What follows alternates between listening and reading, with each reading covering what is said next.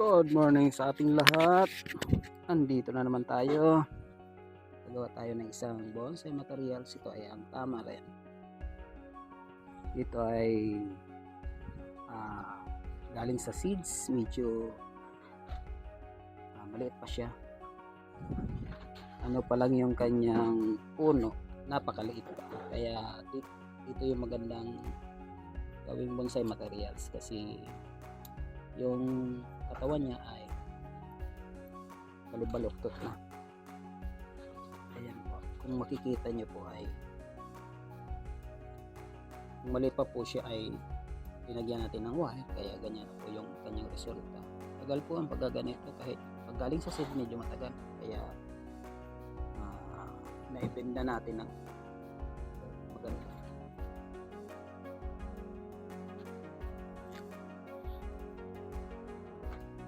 Ito po ay almost 3 years, ganyan na, 3 years pa lang kasi nasa training pot lang po siya, hindi po siya nasa malaking trailing pot. Dapat pag ganyan nasa malaking trailing pot. Ang gawin natin ay putulan mo natin siya ng mga dahon para makita natin kung alin yung kanyang may iwan na sama.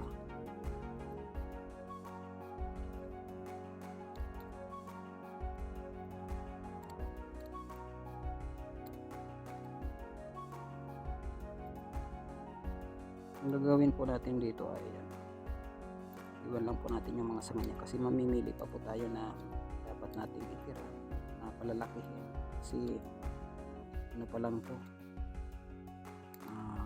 i-develop pa lang, hindi pa po siya totally develop.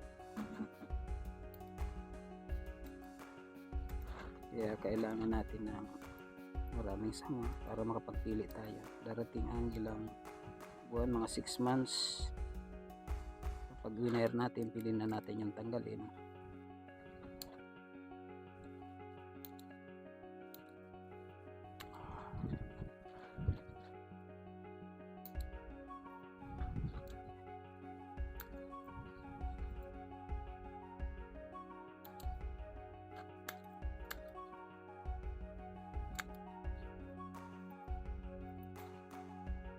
Sa mga baguhan nga pala, minsan mas magandang gawing bonsai yung galing pa sa maliliit para madali pa pong talian at susunod pa sa ano natin, sa gusto natin, kung ano ang gusto mong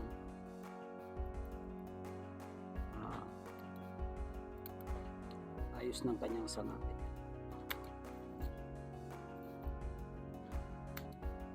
Kaya ang maganda niyan ay sa mga baguhan, yun ang gagawin natin. Kailangan muna natin palalakihin yung kanyang mga trunks. Kaya pag ganito, halos konti pa lang yung sama niya.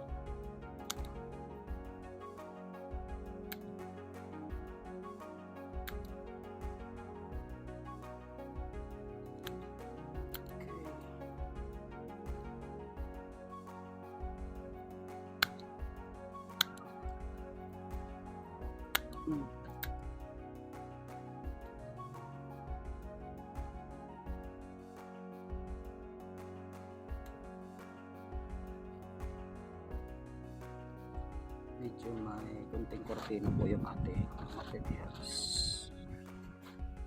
Ito yung trunks niya. Pangalawa, marami pa po siya kasi pagpipilian pa po natin kung ano maganda. Kailangan mag-bend pa to. Ganitong tumitigas na mahirap ng pasunurin. Kaya kailangan yung bata pa yung sanga niya.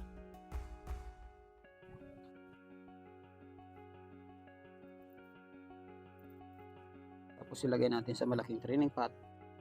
Lagyan natin ng extension para mas madaling lumaki. Ipapakita ko sa inyo yung linagyan ko ng singsing. Halos pumantay na po siya. Malapit na nating tanggalin. Isa rin po siyang tamarin na pinawild ko para lumaki yung kanyang puno. Ayan, ito po ay tamarin. Ito yung isang puno ko na tamarin. po yung kanyang singsing. Ito yung malapit na nating tanggalin kasi nakahabol na dati. Ang liit nito. Ayan. Ayan. Dati malaki ito. Sobrang laki. Tapos dito maliit. Kaya ginawa ko, binalutan ko ng wire. Lalagyan natin ng singsing. Ganyan po ang pagpapahabol ng puno. Kaya tumaba po siya. Magiging ganito yan. Dati may mga tali ito. Tatlo yan dito. Hindi na makakita. Ito na lang na ito. Nakain. Hindi na natin itong tanggalin. Ito yung pinakamatanda ko. Tama rin. Meron siyang bunga. Kailangan kunti. Kaya hinayaan ko siyang nag-ipay. Ito marami siyang bulaklak. Tingnan mo yung bunga. Nasa dulo kaya hinayaan ko muna siya mag-ipay. Ito yung pinakakulang.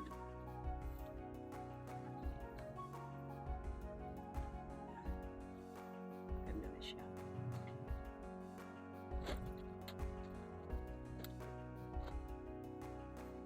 Lalagay nga pa pala tayo ng wire para makuha na natin yung kanya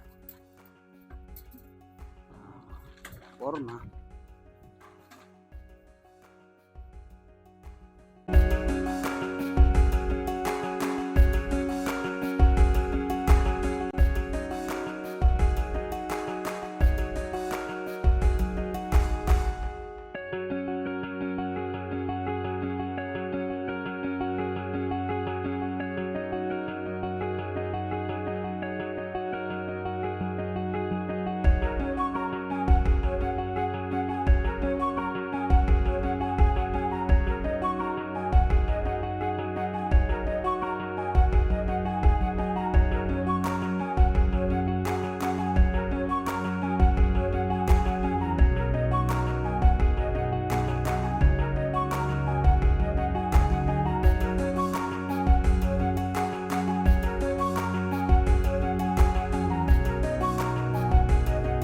Mga wala po palang bonsai wire, yung ganito lang pong wire ang pang ginagamit ko kasi ito ay bonsai, mas madali pong may bend. Babalatan nyo lang po yan. Ito ano na, nasunog na kaya kinuha ko. Ito ay nakita ko lang sa basurahan na itapon ng mga kasama ko kasi yung basurahan sa amin, kailangan nyo lang po yan balatan para hindi kayo mahirapan kabibili na bonsai wire. Mahal po ang bonsai materials na pagbibili na lalo na kung bibili kayo ng aluminum, yung galing sa sa linya ng kuryente. Bumibili pa po ko niya sa hardware kaya medyo mahal po talaga.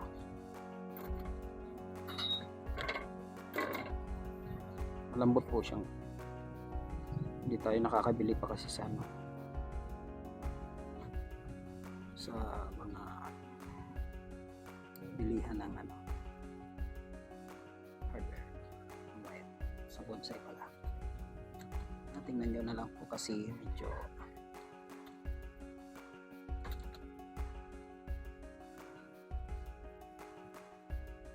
po ay ang aking tatalian, itong dalawa. Kaya hinahanapan ko po siya ng pagdadaanan niya. Kasi dapat dito, pag dito po, hindi naman pwede, kaya dapat dito. Dadaan tayo sa ilalim nito. Yan ang kukunin natin.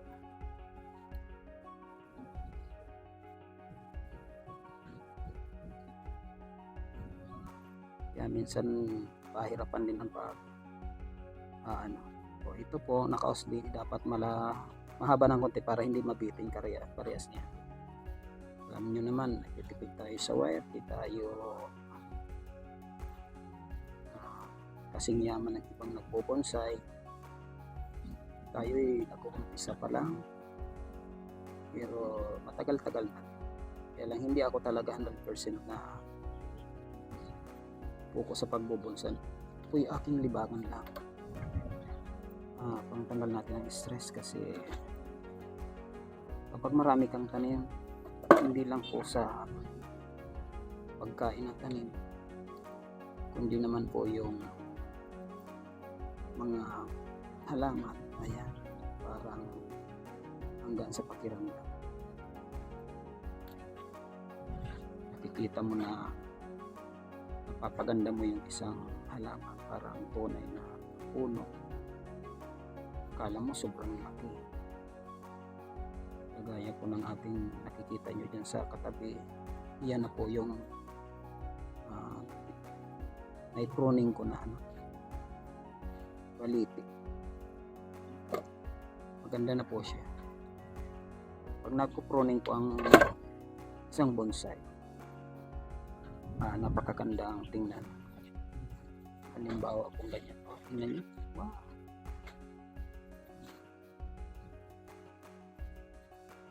sobra naman. Tapos ito po yung isa, dalawa po yan, ay marami na po pala.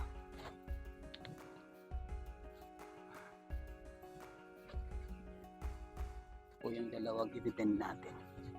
Sa pag-depend, una po hanapan nyo ng magandang forma. Ang iba niyan pinabaluktot pero tingnan natin kung kaya. Ganyan po, kasi ito tatanggalin na.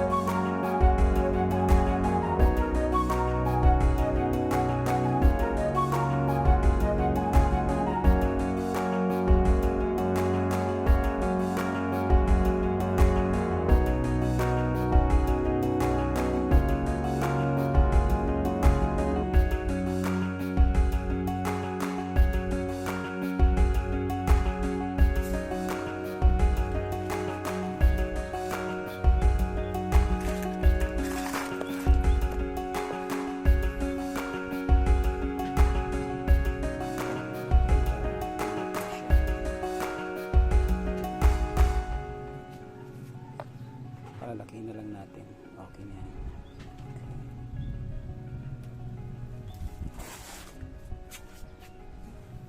Hanap pa tayo dito ng front view, kung alin mas magandang tingnan. Dito tayo, ito dapat na makito, saka dun sa likod ito, okay na to, pangunahan. Ayan, dito tayo kukuha ng front view. Gawin natin, lipat tayo ng malaking paso. Ayan, tapos na tayo. Dito natin lagay sa isang malaking training pot. Dito natin siya lalakihin. Ang lagay ko dito ay garden soil muna, hindi muna yung buhangin, para mas mabilis yung lumaki. Kasi pag nasa buhangin na siya or sa bonsai soil niya, tatagalan siya bago maka-recover. Lagyan natin sa isang garden soil para mas madali siyang lumaki, at tapos lagyan natin ng mababaw, taas ganyan. Sige, gawin na natin. Gawin na.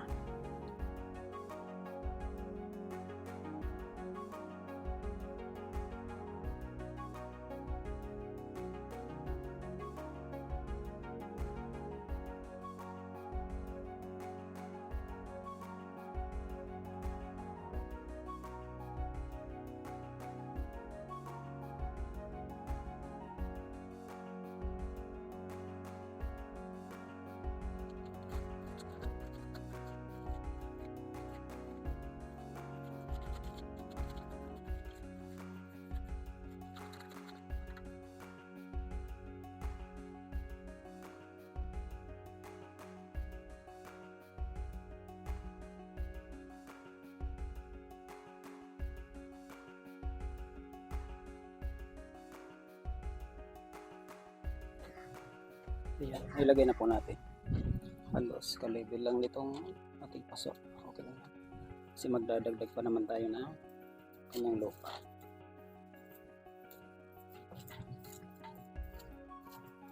Kailangan palabasin natin yung kanyang ugat. Dali siya.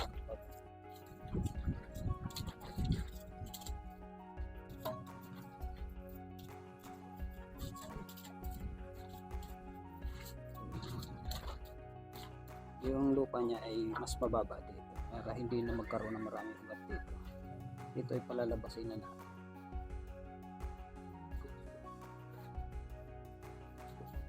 Para doon na siya sa ilalim magde-develop.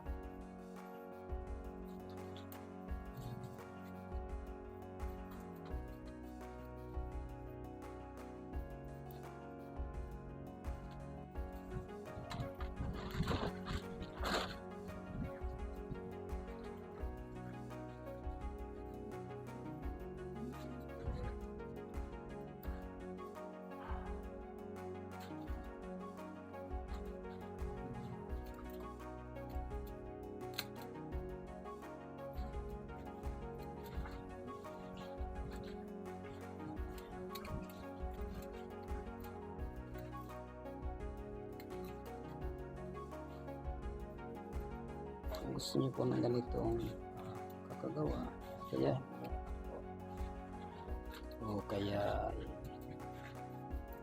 kumawari kayo ng sarili nyo version ng inyong pagbubonsai. Kasi ako nanood lang ko tapos gumagawa ako ng sarili kong version ako sa pagbubonsai kasi sabi nga niya, hindi naman natin mapiperfect na magaya yung ginagawa ng iba, kaya sariling version na lang natin. Ay palalabasin natin yan pag tumanda. Nakalutang po siya, naka-expose yung root. Okay. Pwede na yan.